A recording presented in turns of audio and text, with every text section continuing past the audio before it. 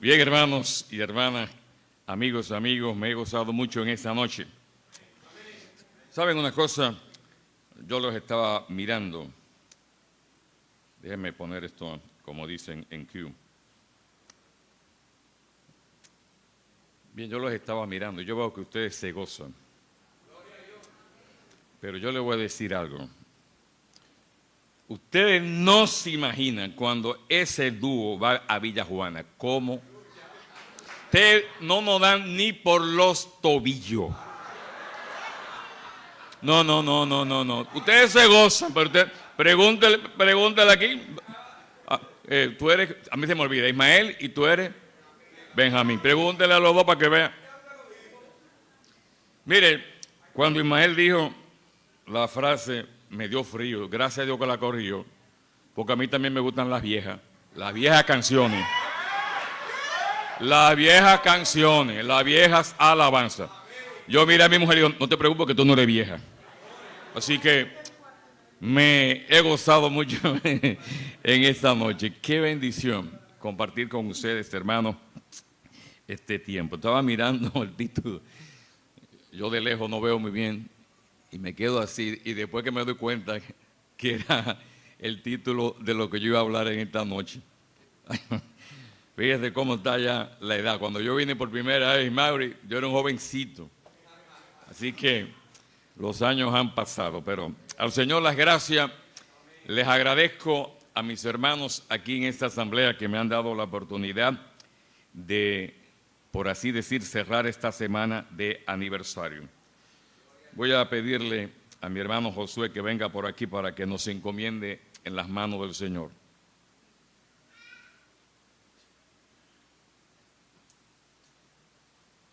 Vamos a orar, hermanos. Padre, te alabamos y te bendecimos. Seguimos alabándote porque es una actitud nuestra desde que llegamos. Qué bueno, Señor, estar en tu presencia. Gloria a Dios, gloria a ti por todo lo que hemos hecho. Oh Dios, rogamos que de la misma manera que nos hemos gozado al escuchar estas canciones, de esa misma manera nos gocemos al escuchar tu palabra. Que podamos salir de este lugar no con tristeza de no haber entendido tu palabra, sino con alegría al haber entendido tus preceptos. Y no solamente que lo hayamos entendido, sino que también, oh Señor, podamos tener la actitud de practicarla. Así que usa a nuestro querido y apreciado hermano Fernando, úsalo con poder y autoridad que solamente viene de ti. Que tu Santo Espíritu sea guiándole y sea ungiendo para que Él pueda hablar a tu iglesia en esta noche y que podamos salir edificados de este lugar. Por Jesús lo pedimos y te damos gracias. Amén. Bien, hermanos y hermanas queridas, ¿a quién le gusta recibir una buena noticia? A todos, ¿verdad que sí? Óigame, a menos que alguien esté enfermo o no esté bien de la cabeza, yo estoy seguro que una buena noticia nos alegra a todos, nos llena de alegría. Pensemos en algunos ejemplos. Imagínense un joven que tiene deseos de superación y solicita una beca a una universidad prestigiosa del extranjero y al tiempo le llega una carta donde le dice que ha sido admitido a esa universidad. Yo he tenido alumnos, soy profesor de universidades muchos años, que me lo han comunicado, hasta la familia hace una fiesta. ¡Qué alegría! Pensemos, por ejemplo, en una familia que uno de sus miembros se va del país y por muchos años no saben de ellos. Y un día reciben una llamada y resulta que esa persona está viva, que tiene familia, tiene su esposo, sus hijos y que quiere reencontrarse con su familia. ¡Qué alegría! Primero por saber que ella o él está vivo y la gran alegría del reencuentro. Ese segundo ejemplo es real, eso pasó en la familia de mi esposa. la tía más pequeña, la hermana menor de mi suegra. Ella en tiempos de Trujillo trabajó con el embajador de los Estados Unidos y el embajador quedó tan contento con ella que se la llevó, le consiguió la ciudadanía inmediatamente, pero duró más de 25 años sin contacto con la familia, hasta que sonó ese teléfono un día en la casa de mi suegra y no lo creían. Fíjense si la alegría era tan grande que la casa estaba medio construir, la terminaron, la pintaron, muebles nuevos de todo. Qué alegría saber que ella estaba viva. Mire, hay que pasar, ¿verdad?, por situaciones de salud delicada. Y ya estuve escuchando a mi hermano la alegría que le da por lo que Dios hizo en su vida. Pero imagínense una persona que es diagnosticada aparentemente con cáncer. Óigame, eso sacude a uno, ¿verdad? Pero luego con el tiempo le dan la gran noticia de que no, que está libre de cáncer. Señores, yo viví esa experiencia. Una vez fui a hacerme unos estudios y yo no acostumbro a mirar resultados, porque yo digo, el médico no soy yo.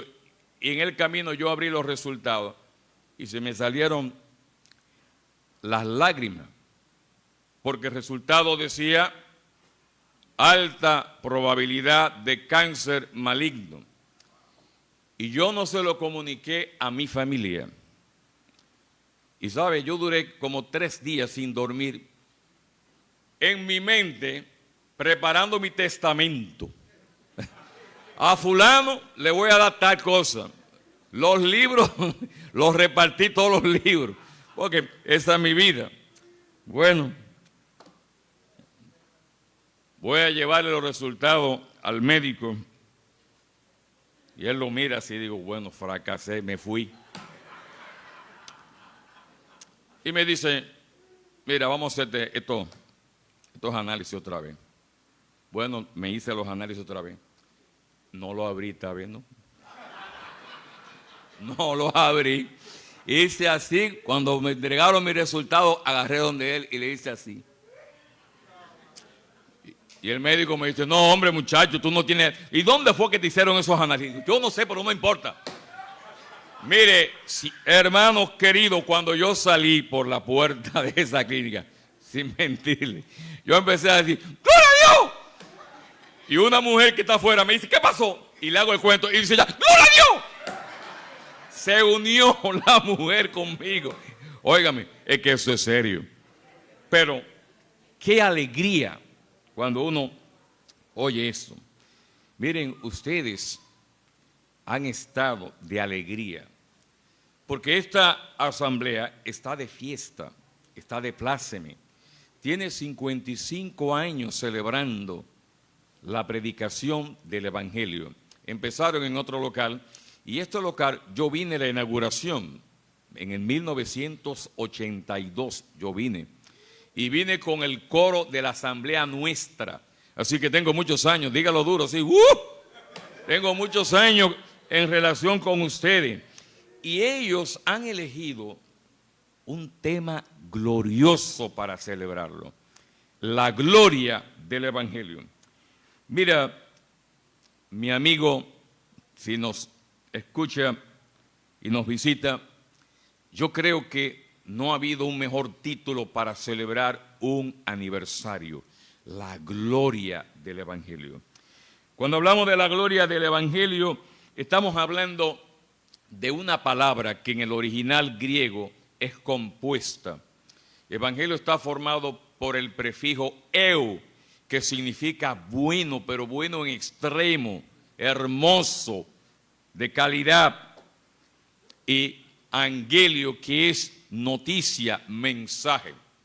Así que ya aplicado a lo que conocemos como evangelio, el evangelio es la buena, la agradable, la gozosa noticia de lo que Dios ha hecho en la persona de Cristo para salvación de aquel que cree en ese mensaje. Mira, es tan así que cuando nuestro Señor nació en Belén, había unos pastores que estaban cuidando por la noche sus rebaños, ¿verdad?, de depredadores. Y Dios quiso anunciar en grande ese nacimiento. Y envió primero un ángel a dar la gran noticia. Y mire la declaración del ángel: no teman, porque aquí os doy nuevas de gran gozo, que será para todo el pueblo, que os ha nacido en la ciudad de David un Salvador, que es Cristo el Señor. De modo que hablar del Evangelio es hablar de la más grande y alegre noticia que Dios tiene para nosotros.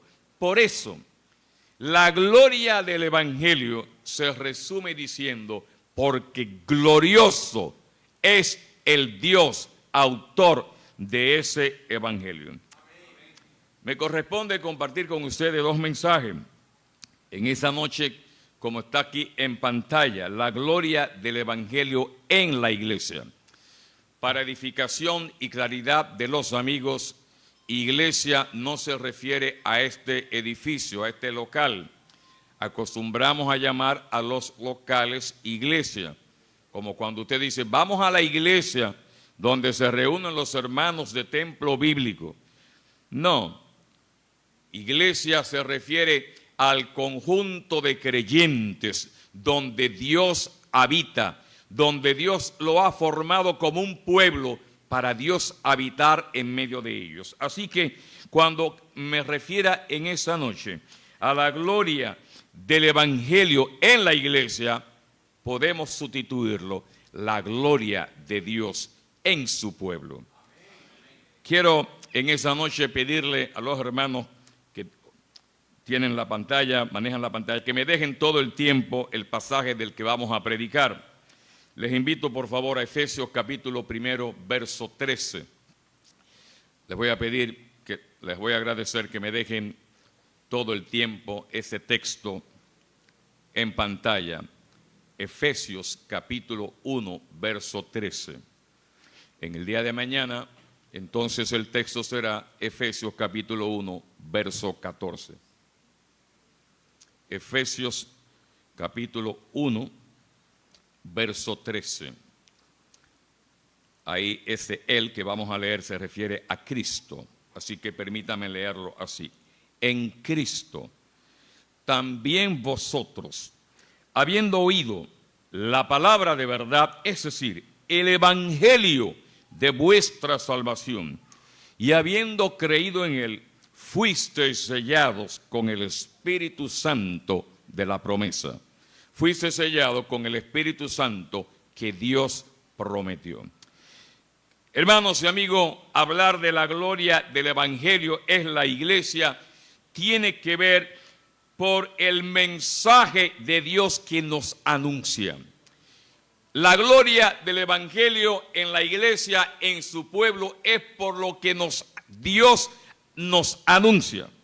Por ejemplo, ¿en qué consiste esa gloria del Evangelio? ¿Qué es lo que lo hace tan único, que nos llena de gran gozo, que despierta en nosotros nuestras alabanzas? El pasaje que estamos considerando lo escribió el apóstol Pablo, una carta a una iglesia que quedaba en la ciudad de Éfeso. Éfeso, si viajáramos hoy, sería a una ciudad de Turquía, lo que hoy es Turquía. Ahí quedaba Éfeso. Y en esa localidad de Éfeso se había formado una iglesia bien grande, una de las iglesias más grandes del Nuevo Testamento. Y cuando Pablo le escribe esta carta, han pasado aproximadamente unos 6 años desde la última vez que los visitó. Y por eso les hace un recuento de lo que Dios ha hecho en su vida.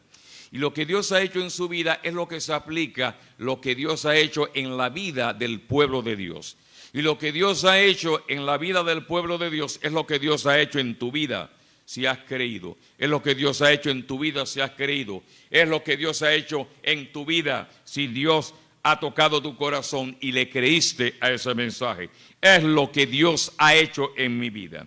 Por ello, hablar de la gloria del Evangelio en la iglesia es hablar de la gloria del Dios que nos anuncia ese mensaje. En primer lugar, ¿en qué consiste? El Evangelio es glorioso porque anuncia la verdad de Dios. Pueden leer el texto arriba para que lo vean. Dice el apóstol, observen, en Cristo también ustedes como creyentes, habiendo oído la palabra de verdad. El apóstol lo llama la palabra de verdad por dos razones. En primer lugar, porque el autor, que es Dios, es verdad. Es un mensaje que procede de Dios.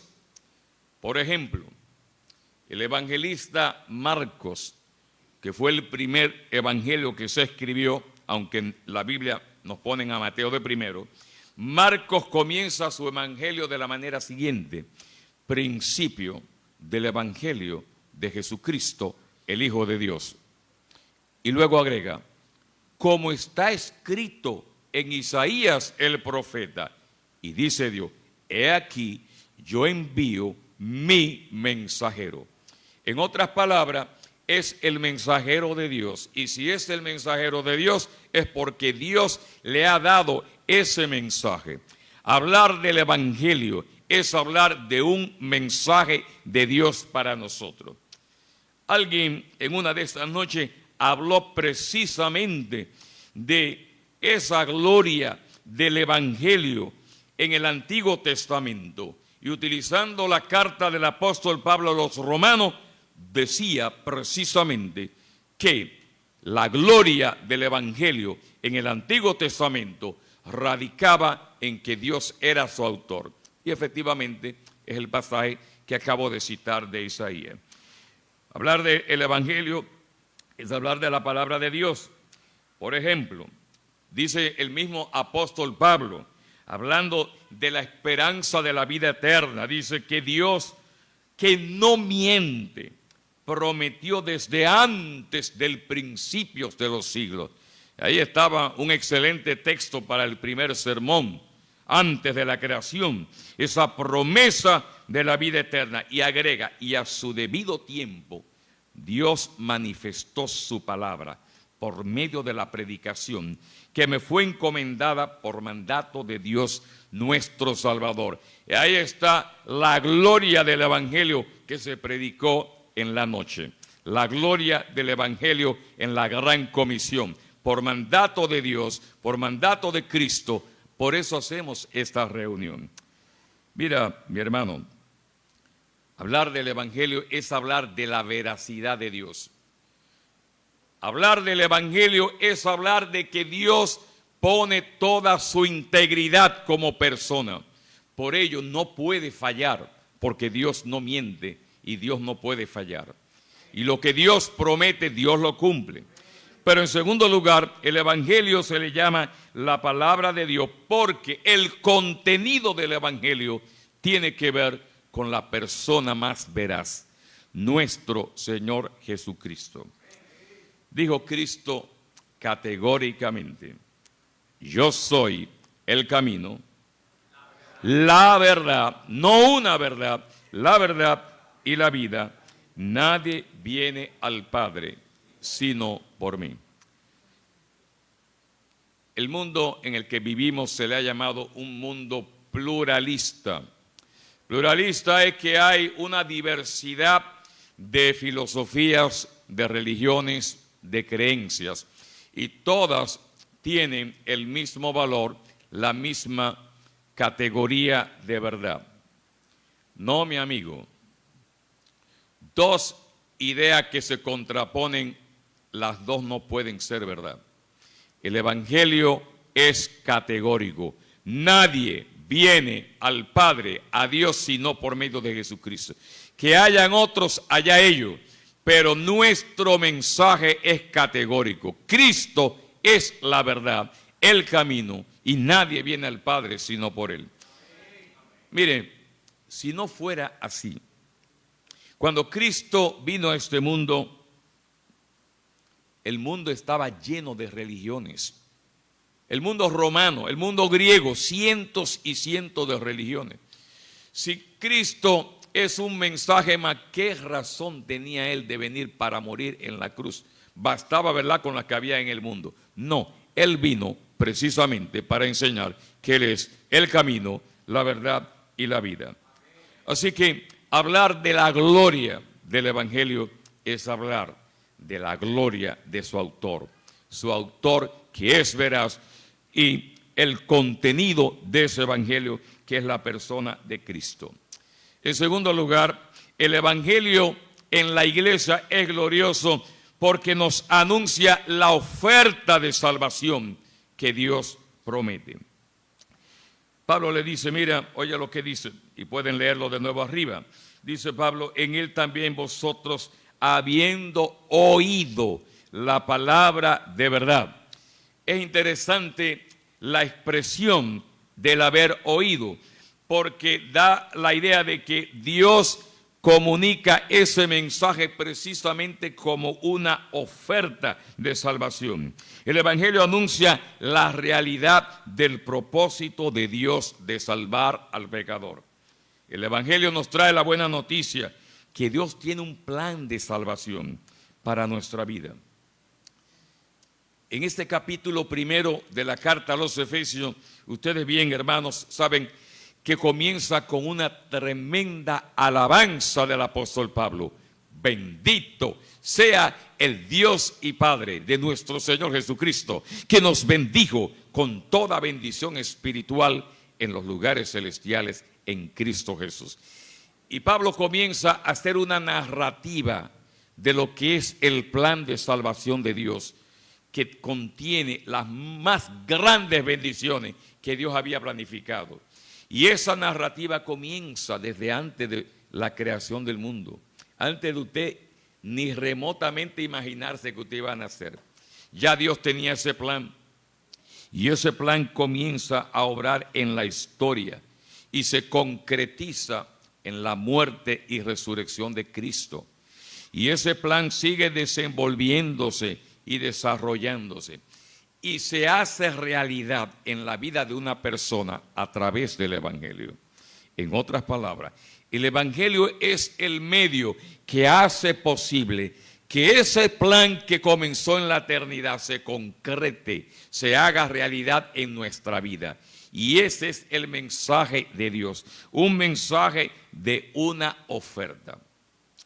Yo quiero destacar esto, mis amados hermanos, porque una de las cosas que más me entristece de lo que está pasando en el pueblo de Dios de hoy es la idea de que tenemos que legislar y crear leyes. El Evangelio es una oferta, no una ley. Hace varios años yo participé en una reunión. Y en esa reunión se anunció por primera vez que un grupo de líderes cristianos iban a ir al Congreso para que se legislara, que se leyera la Biblia en las escuelas. Yo me opuse, me opongo y me opondré radicalmente a eso. Y lo voy a decir. Me opongo radicalmente a que haya una ley que obligue a que se lea la Biblia en las escuelas. No, el Evangelio no es una ley, el Evangelio es una oferta. Por eso Cristo dijo, si alguno quiere venir en pos de mí, niéguese a sí mismo. Lo que tenemos es que defender la libertad de expresión. Lo que tenemos que defender es la libertad de conciencia. Pero yo no puedo imponer que se lea, amén, pero como un acto libre. Porque mañana, de la misma manera, vendrá otro grupo, como sucede en Estados Unidos, y tienen que, por el mismo derecho que tiene para leer la Biblia, lo tiene para leer la Biblia del diablo, por si usted no lo sabía. No es asunto de ley. Por eso mi amigo, cuando hacemos la invitación para que crea en Cristo, no es una obligación. Nadie te va a obligar, pero conviértete a Cristo, mira a ver. No, se te habla el Evangelio, cree y serás salvo. El Evangelio es una oferta de salvación y es la oferta de salvación de Dios. Por ello, en tercer lugar, el Evangelio es glorioso en la iglesia porque anuncia la demanda de Dios para ser salvo. No solamente nos presenta la oferta, sino la condición para ser salvo. Observen, por ejemplo, volvamos otra vez al texto, que ahí lo tienen arriba. En Cristo, también ustedes como iglesia, hermanos de Éfeso, aquí hermanos en el Gregorio, cuando oyeron la palabra de verdad, el evangelio de vuestra salvación, y habiendo creído en él, fuisteis sellados con el Espíritu Santo de la promesa. Hay dos condiciones, de acuerdo a lo que dice el apóstol Pablo. Primero, oír. Segundo, creer. Dice el mismo apóstol Pablo en la carta a los romanos, así que la fe viene por el oír y el oír la palabra de Dios. Es evidente que Pablo se refiere al oír cuando el evangelio penetró profundamente en nuestra conciencia, en nuestro corazón.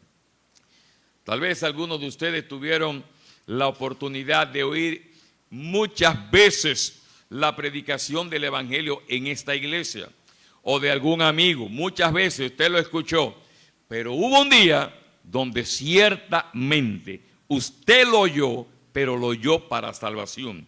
Por eso dice un escritor, un hermano de nuestra asamblea llamado Samuel Pérez Millo, dice él, que la expresión habiendo escuchado expresa la idea de oír con disposición de obediencia o de aceptación del mensaje, es decir, de darle oídos al mensaje.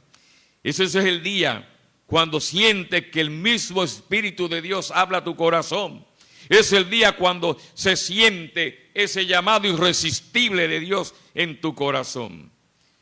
Yo tuve pero muy pocas oportunidades de oír el evangelio. Muy pocas. Primero, porque me crié en un hogar pero muy estrictamente católico, donde se decía que esos, refiriéndose a los evangélicos, eran locos. Así que en mi niñez, para mí, un evangélico era un loco, un fanático. Posteriormente, yo entré en una crisis de razón y abracé la línea de izquierda y no creía en nada. Así que pero muy pocas veces yo recuerdo haber oído del evangelio, pero muy pocas. Y fue un oído, pero no oído, porque oí, pero no entendí, ni le presté atención, hasta el día en que Dios habló a mi corazón. Es necesario entender con claridad lo que se nos dice. ¿Qué es lo que nos dice?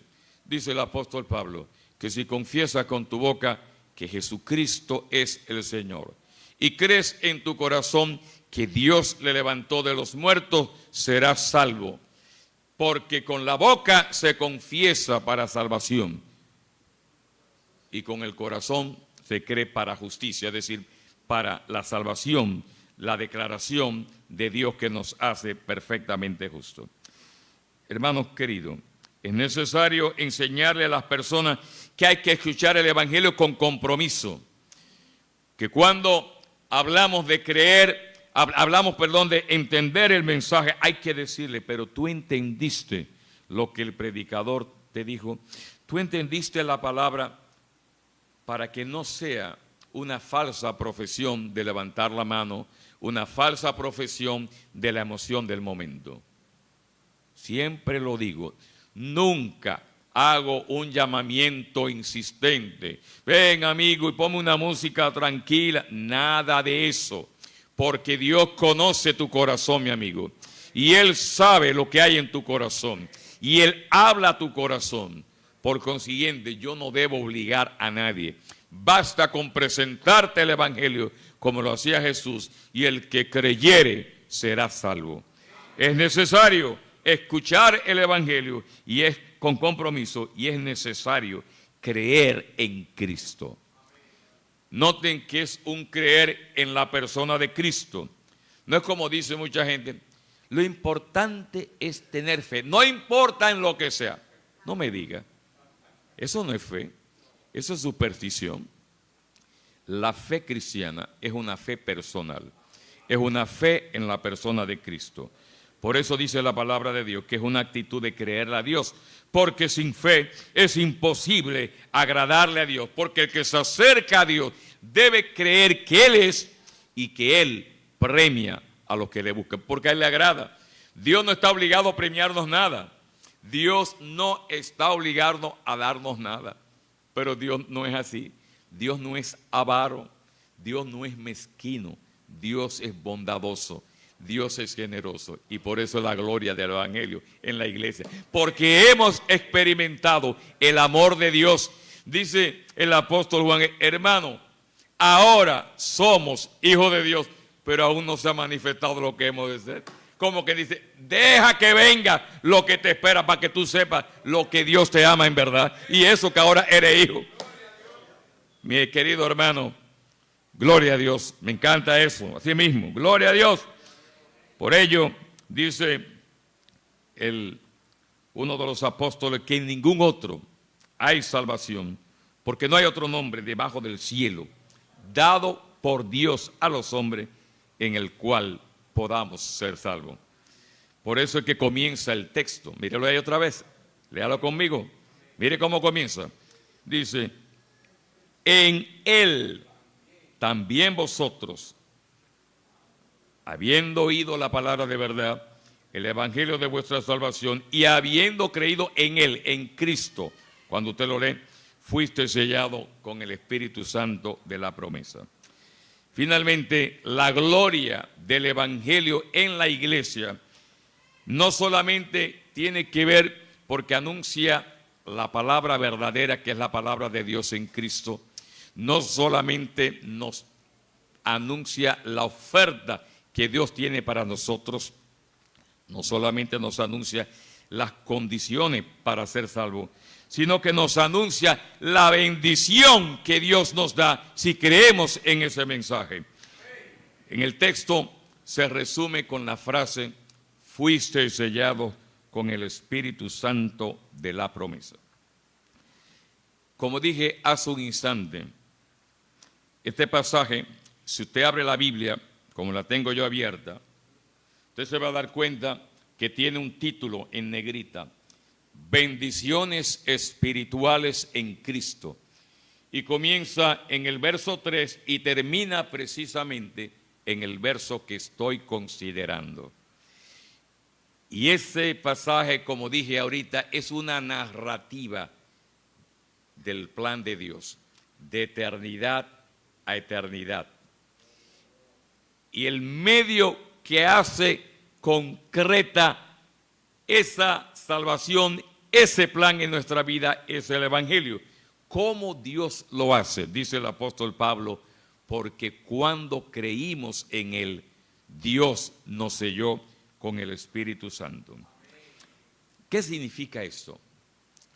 En la antigüedad, como también en el mundo de hoy, aunque en la antigüedad se utilizaban otros tipos de sellos, mayormente con cera y con una imagen que quedaba, ¿verdad?, fija, sellada, cuando se imprimía. Se usaban, por ejemplo, para proteger documentos. En Apocalipsis capítulo 5, ¿recuerdan? Hay un rollo sellado con 7 sellos. Es una manera de protección, de guardarlo. También era una manera de indicar autenticidad. Cuando se enviaba un decreto del rey, tenía que ponerse el sello del anillo, que indicaba que ciertamente era auténtico. Pero también además de la autenticidad y de la protección, estaba la idea de la propiedad, porque ese sello indicaba que esta persona era el dueño. Hermanos queridos, el apóstol Pablo quiere destacarnos 3 pensamientos con relación a esta bendición. En primer lugar, la gloria del Evangelio descansa en que cuando creímos al Evangelio, Dios sella como auténtica tu conversión. La autenticidad. Quiero destacar, antes de explicar un poco más este pensamiento, que noten que el Espíritu Santo es el sello.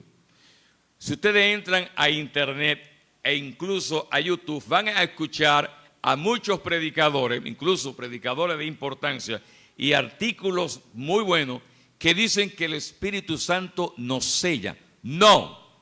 Oye lo que dice: fuiste sellado con el Espíritu Santo prometido. No es el Espíritu el que sella, Dios el que nos sella, porque Dios es el autor de la salvación. El Espíritu Santo, dice un escritor, William Klein, dice, no es un agente que nos sella, el Espíritu Santo es el sello. En primer lugar, como dije, Dios nos sella para indicar la autenticidad de nuestra fe. Nadie puede engañar a Dios. Si Dios coloca el sello en mi corazón, hace morar al Espíritu Santo como sello, es una manera de decir que he creído verdaderamente en Dios, en Cristo para salvación. Mi amigo y mis hermanos, esto es importante decirlo.